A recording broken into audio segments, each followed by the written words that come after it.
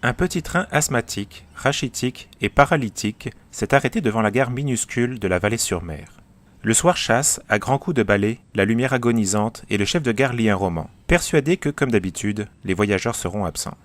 Soudain des rires montent et s'enchevêtrent. « Oui, cheftaine, nous n'avons pas perdu un seul de nos 40 colis. » Et une file de silhouettes, tenant à la fois du chameau et du chiffonnier, se dirige vers la porte de sortie. Le chef de gare bondit, affolé. « Quoi? Qu'est-ce que c'est que ça ?»« C'est la 11e Versailles, monsieur, » clama une voix pleine de fierté.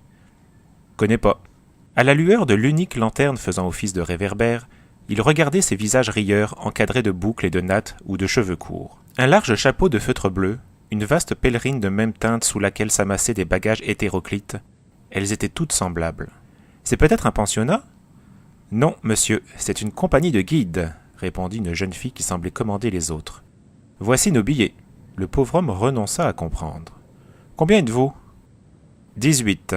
Pourriez-vous nous renseigner, monsieur ? Nous allons à la maison des hiboux, chez madame Duchâtelet. C'est une bien bonne personne, mais vous ferez mieux de ne pas paraître étonné si vous remarquez des choses bizarres. Rien ne vaut la vie tranquille. Cette propriété est au bord de la mer. Est-ce loin d'ici ? On a mis la Vallée-sur-Mer sur les écriteaux pour faire venir les gens. Mais les gens ne viennent pas, car vous comprenez, la mer est à 4 kilomètres. Oh, 4 kilomètres, ce n'est rien. Rien ? Fit-il admiratif. Eh bien, mon gamin n'est pas de votre avis, et il était si fatigué ce soir qu'il n'a pas eu le courage de porter une caisse qui est arrivée pour la maison des hiboux, justement. Est-il malade ? Non, mais il boite. Il a fait une mauvaise chute autrefois. Celle qu'on appelait cheftaine se tourna vers une autre jeune fille. Qu'en pensez-vous, Marie-Rose ? Je pense, Suzanne, que c'est une bonne action toute trouvée. Oh, chic alors ! S'écrièrent toutes les guides en chœur. Donnez-nous vite la caisse, monsieur. Nous avons justement une charrette neuve pour porter une partie de nos colis. Merci beaucoup, vous êtes trop bonne.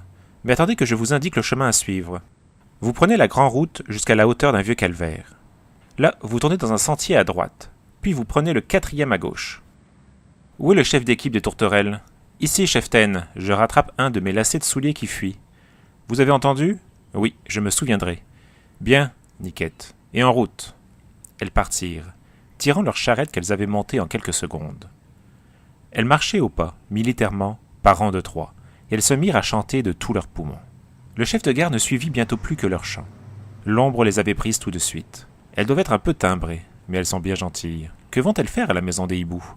On croirait presque qu'elles promènent leur mobilier avec elles. La plus petite portait une poêle à frire. Quelle drôle d'histoire. Il rentra dans la gare et monta jusqu'à l'étroite petite chambre où couchait son fils.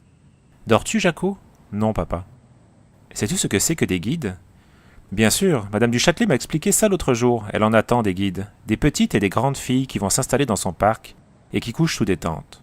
Mais elle n'a pas osé en parler à ses cousins parce qu'ils sont très sauvages et n'aiment pas le monde. J'ai idée qu'ils ont leur raison pour cela et qu'ils font bien de préférer la solitude. En tout cas, ils vont avoir une fameuse surprise car elles sont arrivées, tes guides, et elles ont emporté la caisse pour que tu ne te fatigues pas. Ça, c'est aimable. Mais leur as-tu fait la recommandation ? Quelle recommandation ? Eh bien, de ne pas montrer la caisse à madame Duchâtelet ? Monsieur et mademoiselle Boivin sont venus me dire cela ce matin.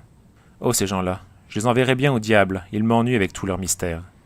Pourtant, ils sont très polis et ils me donnent des sous. Si on savait seulement ce que cache cette amabilité. Mais voyons, papa, tu sais bien qu'ils veulent installer une sardinerie à la baie des Goths. Ils disent ça, mais je n'en crois pas un mot. Pendant ce temps, la 11e Versailles s'éloignait dans la campagne endormie.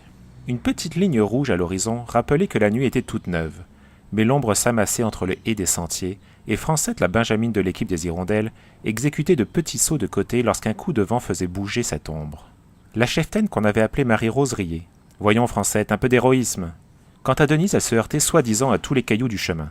« Oh, cheftaine, j'ai mal aux pieds. »« Courage, Denise, nous sommes bientôt arrivés. J'entends la mer et vous oubliez le 8e article de la loi guide. »« Non, cheftaine, je ne l'oublie pas. » Et elle récita d'une voix lamentable.